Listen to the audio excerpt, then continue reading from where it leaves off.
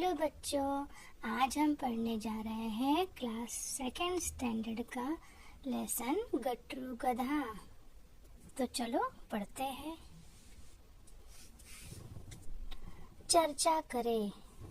व्यापारी क्या करते हैं? सबसे मूर्ख जानवर किसे कहा जाता है? भारी चीजें उठाना क्यों मुश्किल होता है?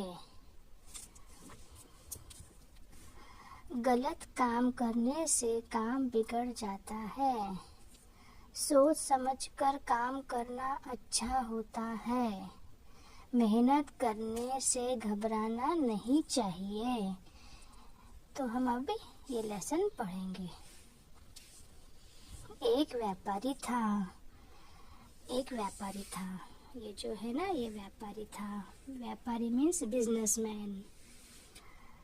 वह एक जगह से सामान खरीदता और दूसरी जगह बेच देता। वह क्या करता?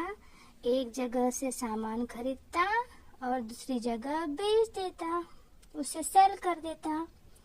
उसके पास एक गधा था। उसके पास क्या था? एक गधा था जिसका नाम था गट्टू। उसका नाम था गट्टू। वो गधे का नाम था गट्टू। व्यापारी उसी पर सारा सामान लाद कर लाता और ले जाता।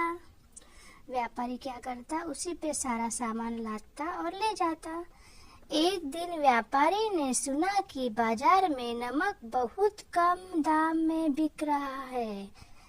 व्यापारी ने सुना कि नमक बहुत कम रेट में बिक रहा है। उसने बहुत सा नमक खरीदा और गट्टू की पीठ पर लाद दिया। व्यापारी ने बहुत सारा नमक खरीदा और गट्टू के पीठ पे लाद दिया।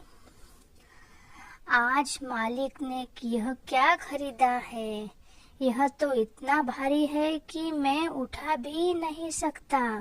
गट्टू सोचता है कि आज मालिक ने क्या खरीद लिया है कि यह इतना भारी है तो मैं उठा भी नहीं सक रहा हूँ।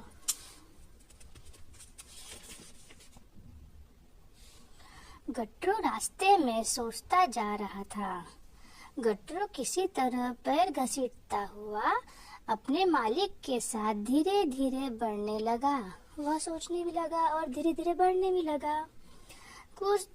कुछ दूरी पर एक नदी थी। कुछ दूर जाके उनको एक नदी मिली। वे उससे पार करने लगे कि अचानक गट्टू फिसलकर पानी में गिर गया। वह उसे पार करने लगे तो गट्टू अचानक फिसल गया। किसी तरह वह उठा। गट्टू को लगा कि पीठ का बोझ बहुत कम हो गया है। जैसे वो फिसल गया पानी में तो उसका पीठ का जो नमक था वो पानी में बह गया, तो वो उठा तो उसका बोझ कम हो गया। वह बहुत खुश हो गया गट्टू। कुछ दिन बाद व्यापारी फिर गट्टू को साथ लेकर नमक खरीदने गया। इस बार भी बोझ बहुत अधिक था। जब गट्टू नदी पार करने लगा तो वह जानबूझकर फिर उसी जगह पर फिसला। वह जानबूझकर उसी जगह पर फिसल गया। फिर से गट्टू को लगा कि ये नमक और मेरा बोझ कम हो जाएगा, नमक पानी में भी बह जाएगा और मेरा बोझ कम हो जाएगा। वह जानबूझकर फिसल गया। नमक नदी के पानी में घुल गया और उसकी पीठ का भार कम हो गया। व्यापारी गधे की चालाकी समझ गया और बोला, ठीक है, मैं भी इस आलसी गधे को सबक सिखाऊंगा। इसने मेरा बहुत नुकसान किया है। व्यापारी सोचता है कि इसने मेरा बहुत नुकसान किया है, अब मैं इसे सबक सिखाऊंगा। अगली बार व्यापारी ने कुछ रुई खरीदी और गधे की पीठ पर लाद दी। उसने क्या किया? कुछ कॉटन खरीदा, रुई मीन्स कॉटन, और गधे के पीठ पर लाद दिया। गट्टू ने सोचा इस बार भार बहुत कम है। उसने सोचा इस बार तो वेट बहुत ही कम है।